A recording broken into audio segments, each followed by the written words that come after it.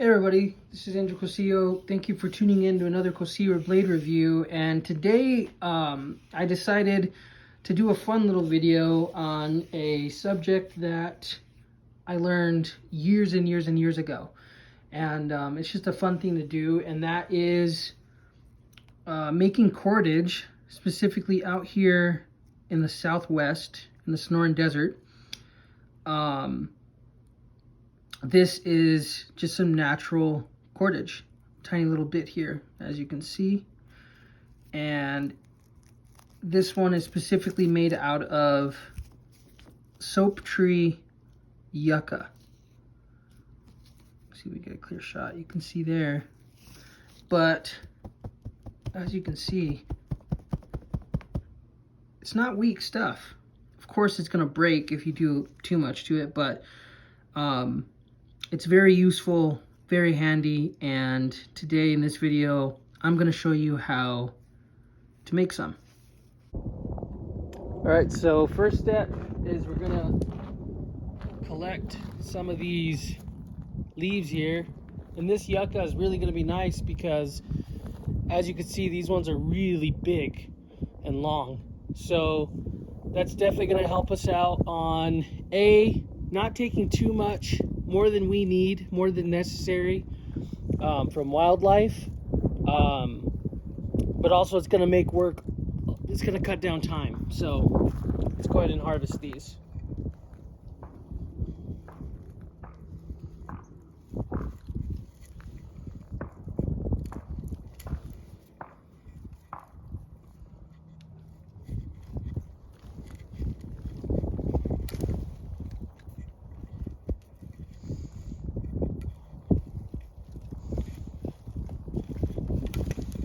And one more.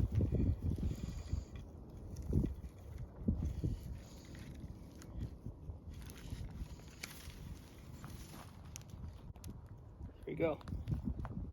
All right, so once you've harvested your leaves, what you're gonna wanna do is prep these.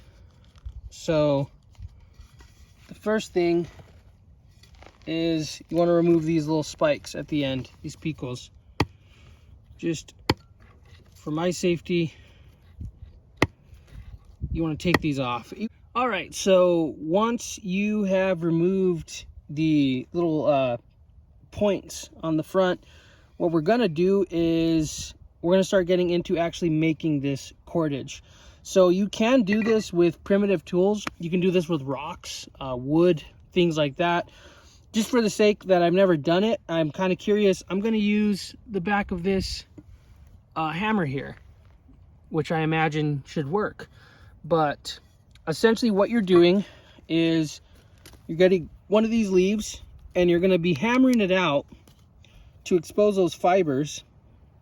And then you're going to be scraping all of the meat off of the fibers. And then that's what's going to help get you your cordage.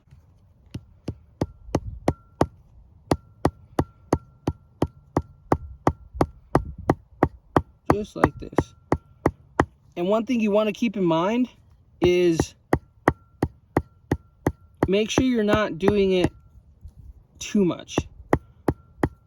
Don't go too hard because you're going to risk splitting those fibers and then you won't have any good cordage in the end. You have a lot of weak spots.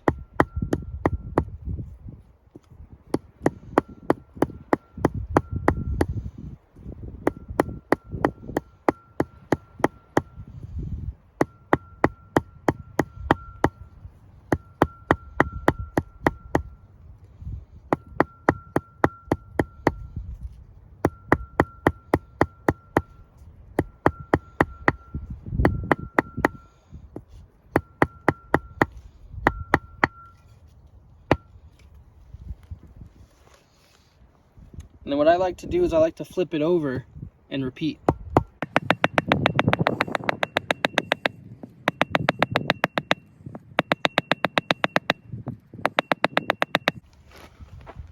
All right, so as you can see, those fibers are all starting to get exposed, which is what we want. So I'm going to keep doing this thicker end, just a little more, to get those fibers up here more exposed.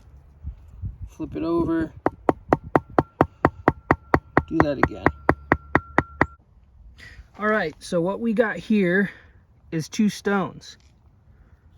As you can see here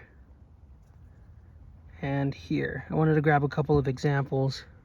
Let's bring them close. Now, the reason I'm using stones is because for this next step, which is going to be scraping all of this off, you really want to, again, the biggest stress of this whole deal is don't cut the fibers.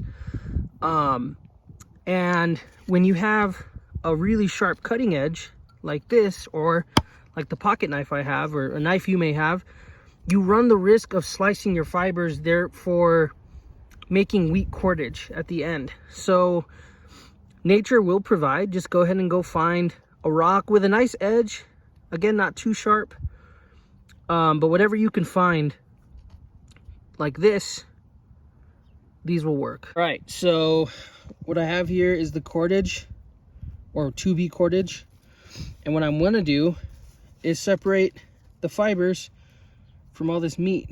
So like I said, you just start scraping,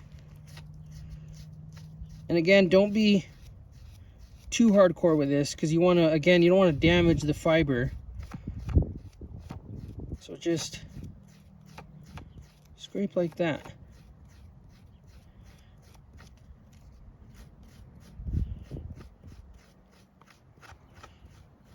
So you can see some of that coming off right there.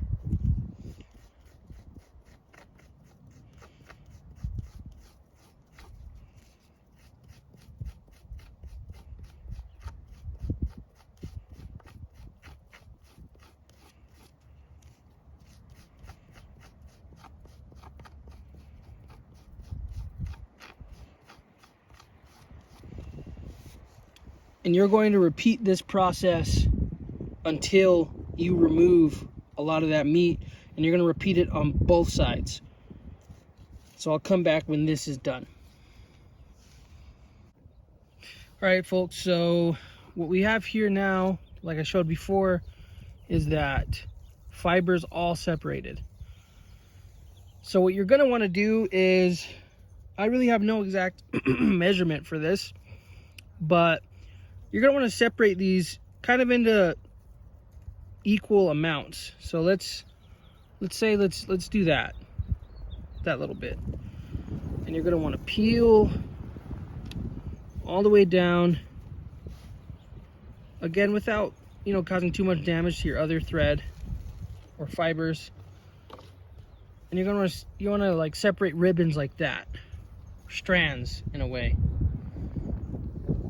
See, that one's kind of thin, so we're gonna go just a little thicker, like that. Oh, it's kind of blowing away in the wind, but you're gonna want to separate all the fibers so you get something like this, as much as you can. Once you have your strands all separated, this is where the braiding is going to start. All right, so at this part, what you're going to do is get your cord and evenly, end to end, as much as you can, loop it over, let's see, like that. So you have your ends. And now, this is where the braiding comes. So what you're gonna do is, let's just call this your top end and your bottom. So what you're going to do is pinch your top end like this, and you're gonna wanna twist, roll your fingers like that, twist away from you. And then your next step is, with your 2 other fingers, grab the bottom end and twist it over, where it kind of resembles a ribbon in a way. And then you're going to hold that tight, and you're going to repeat that. So again, it's twist away, pinch, and then bring it back over itself. And now you're back to where you started. The top end is back on the top. And you're going to repeat this process over and over and over, like that. First time I ever did it, it took me forever to understand that concept. So feel free to pause this video, rewatch it. But again, you pinch, roll it over, get those fibers all spun around, and then pull it up, and you just repeat this, like I said, over and over and over. The more you do this, the more fluid it fills and gets. You'll be able to make this stuff relatively quick. So let's just do that. All right, so we've gotten this far. There we go. And the issue we're running into now, which you will run into, is one end is thick, one end is really thin. And you don't want that. That's a weak spot. So this is a perfect time to splice together some more cordage. And the way you would do that, let's grab some more. There we go. The way you're gonna do that is, let's just set that down for a sec. Like that. You're gonna get a new strand of cordage, just like you did before. You're gonna find the middle point for that. And then you're gonna repeat the same thing, except let's tighten these up again. And then you're gonna get your new piece and you're gonna sit it like that down in there. And now you're going to twist the new piece into the old and then repeat. And you're doing the same exact motion that we've been doing. See that? And now you're gonna get thicker cordage again. And again, you just repeat this process, rinse and repeat with however long you want or however much cordage you have. And you're just gonna continue this just like that. Here is the cordage in the end. You see I have 2 leaves here still. So this was made out of 2 of the leaves. Let's unwrap it. And what we got, all right, this is, let's see, 22. So this is around, this tomahawk, just for scale, is 18 inches now. So, all right, there's 18. There's another 18, about 4. So what you have here now is some cordage. All right, guys, so as you can see, that's essentially how to make natural cordage out of specifically soap tree yucca. Again, it's a really handy tool to have, or excuse me, a skill to have, that just might come in and help you a lot when you need it. It's also just kind of fun to do. And anyway, I just wanted to make a fun little video showing how to do this.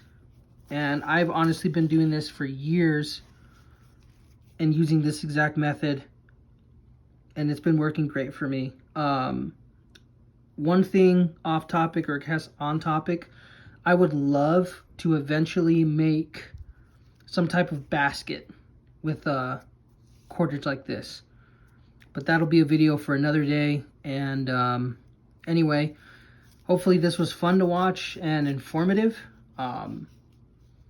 I look forward to making more videos like this, as well as more reviews of gear and stuff like that. But anyway, guys, thank you again for tuning in. And yeah, I hope you have a good day, night, wherever you are. Thank you.